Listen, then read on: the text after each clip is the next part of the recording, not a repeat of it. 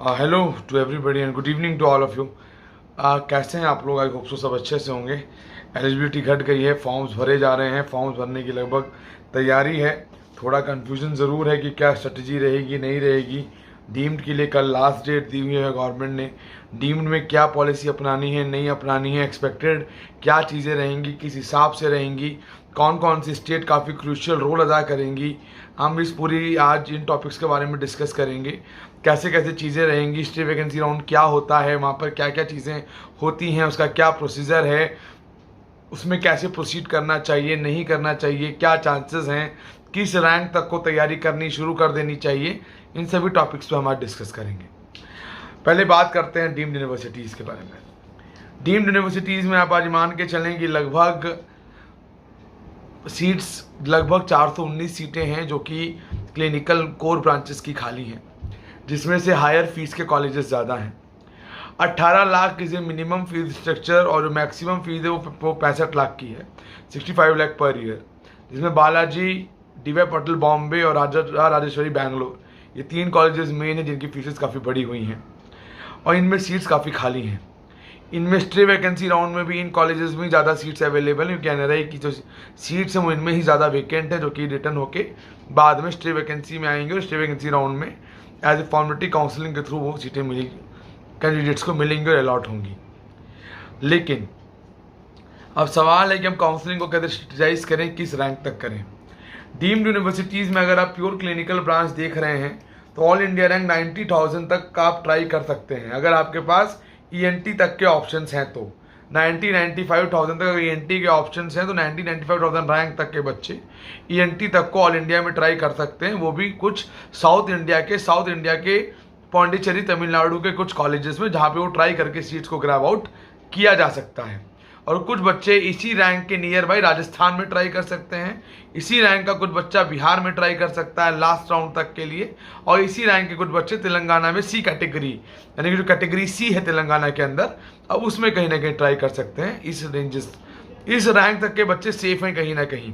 बाकी जो कैंडिडेट्स हैं, अगर वो पैथो लेना चाहते हैं तो वो लास्ट रैंक जो भी है आपका, वो जो लास्ट रैंक में बच्चे एलिजिबल हैं वहाँ तक भी एलिजिबिलिटी कहीं ना कहीं आपको मिल ज़रूर जाएगी, लेकिन क्लिनिकल ब्रांचेस वहाँ नहीं मिलेंगी।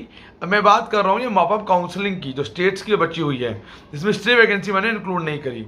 स्टे वैकेंसी राउंड में आप कहाँ जाते हैं, किस जगह अप्रोच कर रहे हैं, किस कॉलेज में आपकी काउंसलिंग है, उसके तहत डिसाइड होगा। और चांसेस है कि वहाँ आपको किसी भी रैंक पे सीट्स अवेलेबल हो सकती हैं। अगर सीट्स अवेलेबल रहीं और आप एनआरआई फीसेस इंडियन फीसेस में देने को रेडी हुए, जैसे किसी कॉलेज की एनआरआई फीस 2.5 करोड़ रुपए है और वो एनआरआई में है, डॉलर में, और आप उसको इंडियन रुपीज़ में दे रहे हो तो आप वो ले सकते हैं। एनआरआई फीस अगर आप इंडियन रुपीज़ में लेने को रेडी हैं तो आपका कोई भी रैंक हो, आपको मन चाहिए बड़ी ब्रांचेस मिलने के पूरे चांसेस हैं, और काउंसलिंग के तहत ही चांसेस हैं। काउंसलिंग के बाहर कोई चांस नहीं है, काउंसलिंग के तहत ही अभी प्रॉबिलिटी बनती है कि आप ले सकते हैं। अब बात करते हैं कि एक्सपेक्टेड कट ऑफ क्या रहेगी, एक ब्रांच वाइज एक रेंज में आपको बात बता देता हूँ कि क्या रहेगी। अगर हम रेडियो की बात करें तो रेडियो में 25 सीट्स हैं जो कि वेकेंट हैं आज, जिसमें से मेरे हिसाब से जो एक्सपेक्टेड कट ऑफ होगा वो लगभग 66,000 से लेकर 70,000 के बीच कट ऑफ होगा। ये एक रेंज है, इसके बीच ही होना चाहिए। एग्जैक्ट रैंक कहना पॉसिबल इसीलिए नहीं, ये आइडिया नहीं कितने बच्चे हैं जो इसके लिए इंक्लाइन है, लेकिन हाँ 70,000 तक का एक रेशो मान के चला जाता है कि रेडियो इतने तक आपको ऑल इंडिया डीम्ड में मिल जानी चाहिए। माइट भी बालाजी मेडिकल कॉलेज जो है तमिलनाडु का, वो थोड़ा और भी आगे जाके 72 तक को भी टच कर सकता है। ये नियर बाई एक एक्सपेक्टेशन है। डर्मेटोलॉजी की बात करें, डर्मेटोलॉजी में 17 सीट्स डर्मेटोलॉजी में खाली हैं, और वी होप सो कि ये लगभग 63 से लेके 67,000 तक जा सकता है, और हो सके तो ये 68-69 तक भी ट्रैवल कर सकता है। लेकिन कोई सोचे कि 80,000 में मिल जाएगा तो बहुत टफ है। मुझे नहीं लगता कि डर्मेटोलॉजी काउंसलिंग से 80,000 पे मॉपअप राउंड में डीम्ड में मिलेगी। 67-68 एक बहुत मैक्सिमम लिमिट है, इसकी टारगेट है, वहाँ तक ये टारगेट को अचीव कर सकता है। अब आते हैं जनरल मेडिसिन पे। जनरल मेडिसिन की 48 सीट्स खाली हैं। जनरल मेडिसिन साउथ इंडिया के कॉलेजेस में नॉर्थ के बच्चे वैसे ही काफ़ी अवॉइड करते हैं लैंग्वेज इश्यूज़ को लेके, तो ये थोड़ा सा हाई ग्रोथ लेती हुई ये ब्रांच लगभग भी एक्सपेक्टेड 90,000 के नियर बाई, 84,000 से 90,000 के नियर बाई कहीं ना कहीं ये ब्रांच जाके रुक सकती है और चांसेस बन सकते हैं। अब आ जाते हैं पीडियाट्रिक्स के। पीडीएम में 26 सीट्स खाली हैं। ये लगभग भी मेरे हिसाब से 70,000 से लेके 76,000 के बीच ये कहीं ना कहीं रैंक में जाके सीट आपको मिल सकती है with the higher fee ranges, not in the normal और average fee ranges, higher fee ranges में मिल सकती है। अब आ जाते हैं जनरल सर्जरी की, काफ़ी सीट्स खाली हैं, 76 सीट्स खाली हैं। ऐसा एक्सपेक्ट किया जाता है कि ये 85,000 से लेके 95,000 के बीच तक के रैंक को भी मिल सकती हैं अपर फीसेस रेंजेस में। वैसे मिनिमम जो मेरा मानना है 85,000 पे भी अगर क्लोज होता है तो काफ़ी अच्छा इंक्लाइन रहेगा। 85 से 95 जरूर 10,000 का गैप है बीच में, लेकिन जिनका रैंक यहाँ तक है वो जनरल सर्जरी को एक बार माइंड फ्रेम में रख के काउंसलिंग के लिए जा सकते हैं। ऑब्स गायनी 36 सीटें इसके पास अवेलेबल हैं।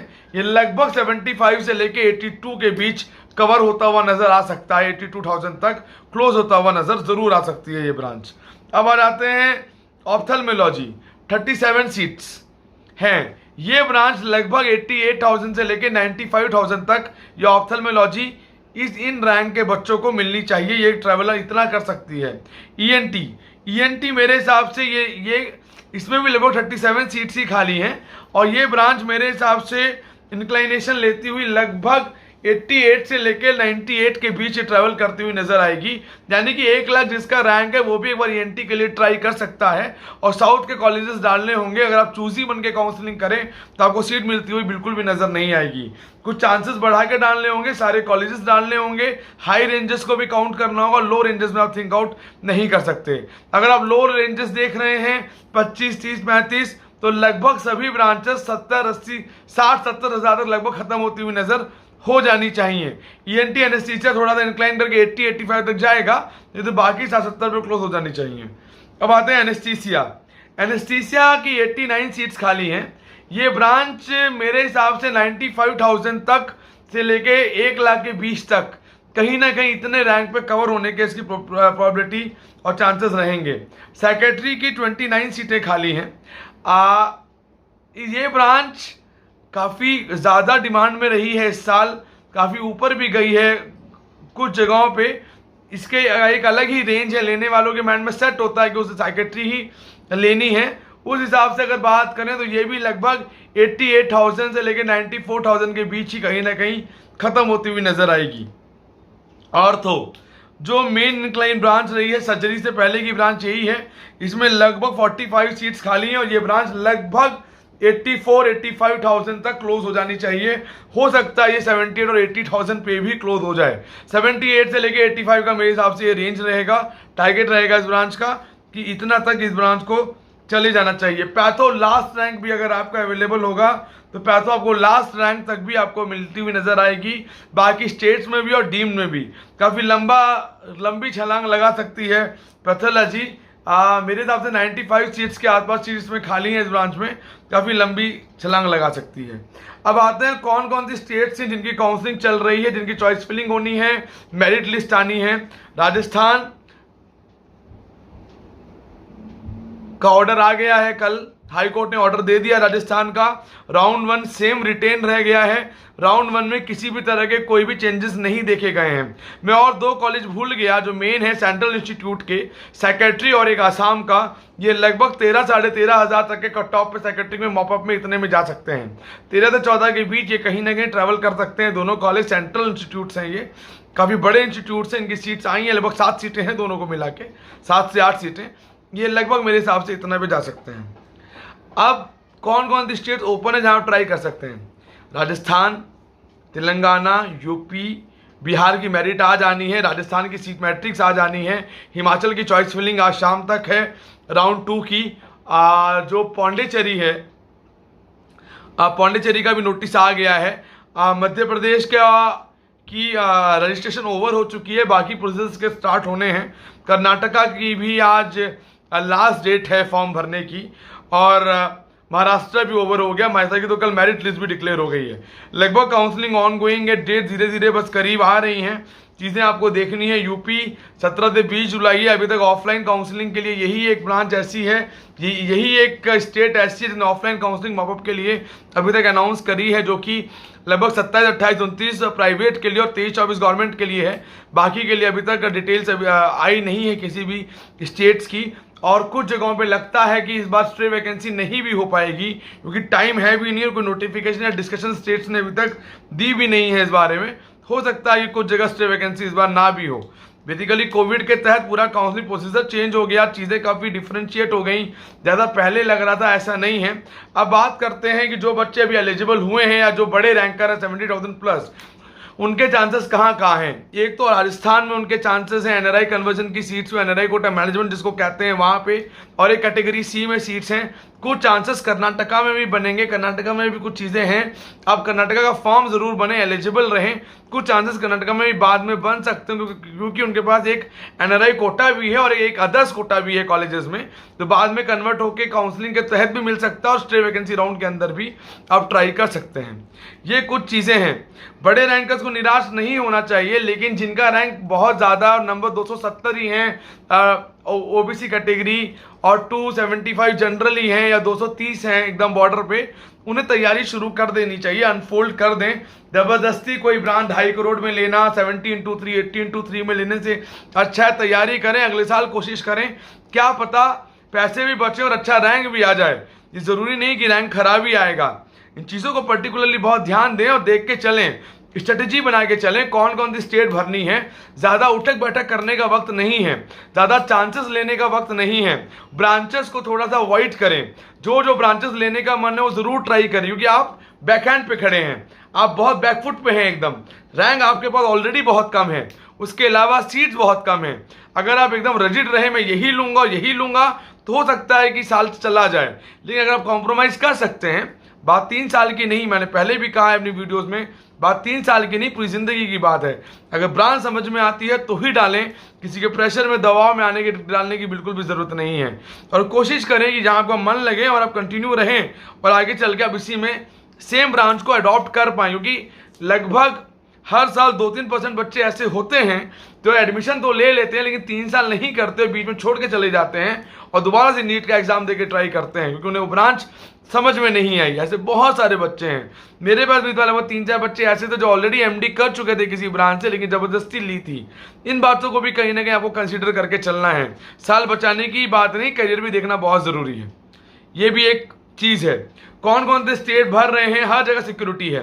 राजस्थान में 2 लाख, यूपी में 2 लाख, कर्नाटका में 1 लाख, हर जगह पे डीम्ड में 2 लाख, उत्तराखंड में 2 लाख, अलॉटमेंट के बाद हिमाचल में भी 2 लाख, तेलंगाना में भी अलॉटमेंट के बाद 55,000, हर जगह पे सिक्योरिटीज अवेलेबल हैं। तो हर जगह पैसा फंसाना भी उचित नहीं है, उसको भी स्ट्रेटेजाइज करें कहाँ लेना है कहाँ नहीं लेना है। और जो बच्चे अभी एलिजिबल हुए हैं वो 10% दिमाग में ये भी रख के चलें कि उन्हें अगले साल भी जाना पड़ सकता है। ये बिल्कुल भी जिद ना करें, चाहे किसी भी कीमत पे कैसे भी हो अभी लेना है। बहुत कॉल्स बहुत मैसेजेस आ रहे होंगे, सुनिए सबकी, करिए अपने मन की, एनालाइज करिए कौन क्या कह रहा है। बात समझ में आती है तो ही जाइए, वरना बिल्कुल मत जाइए। चीज़ों को प्रॉपर एनालाइज कीजिए। मेरी पुरानी वीडियो पे कमेंट था, उन्होंने ये कहा था कि वो खुद एक कंसल्टेंट थे, खुद एक काउंसलिंग कंसल्टेंसी चलाते हैं।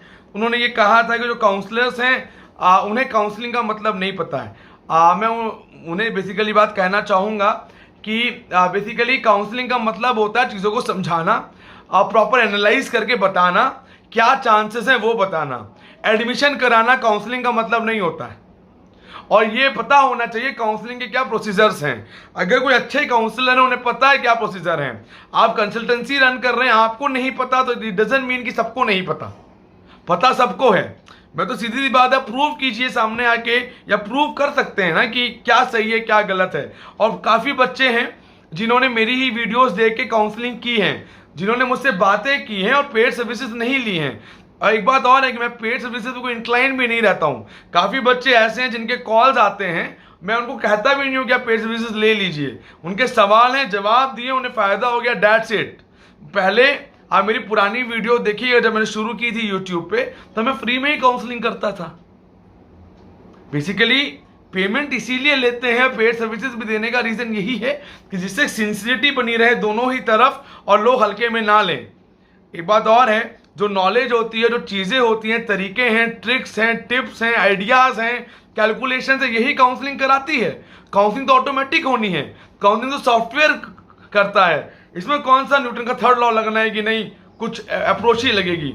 काउंसलिंग करनी है, बस तरीके कैसे चॉइस फिलिंग होगी, कहाँ अप्रोच करना चाहिए, नहीं करना चाहिए, कौन सा फॉर्म कब भरना चाहिए, कैसे स्ट्रेटेजी बनानी चाहिए, कोई दिक्कत ना हो, आपके 2 लाख भी बच जाएं, सिक्योरिटी लैप्स नहीं हो, रूल रेगुलेशंस पता हो, इसीलिए काउंसलिंग की जाती है कि जिससे बच्चों को दिक्कत ना हो। समझने वाले वीडियो देख के समझ जाते हैं, जिनको तकलीफ होती है वो पेड सर्विसेज लेते हैं, और जो खुद ट्राई करते हैं वो भी काफ़ी अच्छा कर लेते हैं।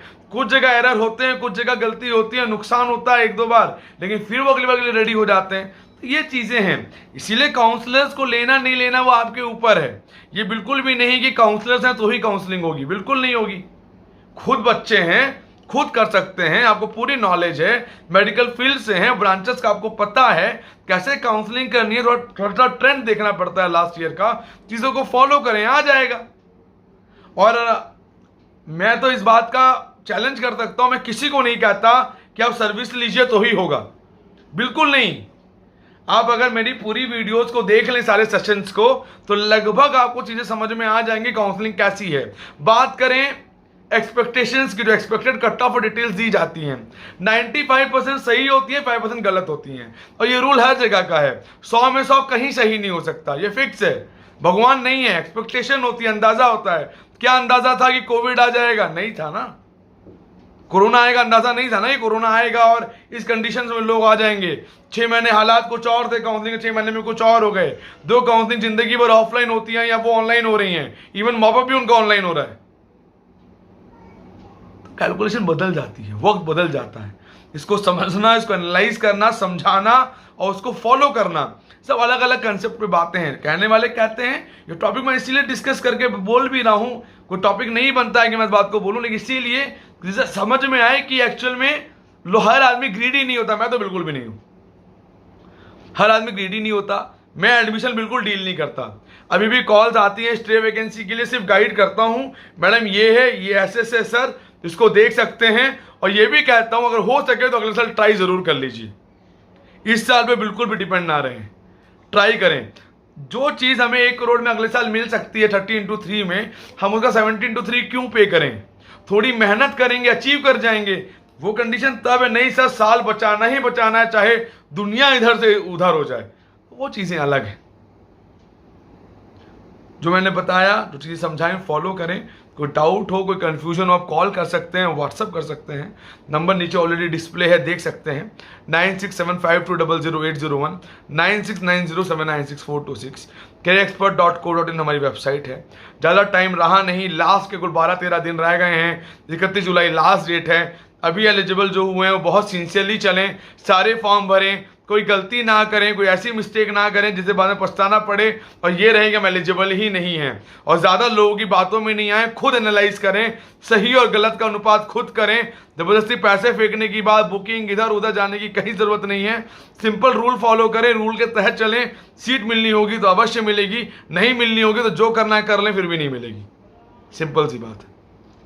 9675200801, 9690796426, 9675200801 पे ज़्यादा कॉल या व्हाट्सअप कर सकते हैं। कई बार मैं उसको उठा लेता हूँ, खुद ही मेरे से बात हो सकती है आपकी, या व्हाट्सअप करें तो रिप्लाई मैं ही कर देता हूँ इस नंबर पे। So bye bye, take and have a good day ahead. कुछ इन्फॉर्मेशन होगी, न्यूज़ होगी, इन्फॉर्मेशन में next video. So bye bye, take care.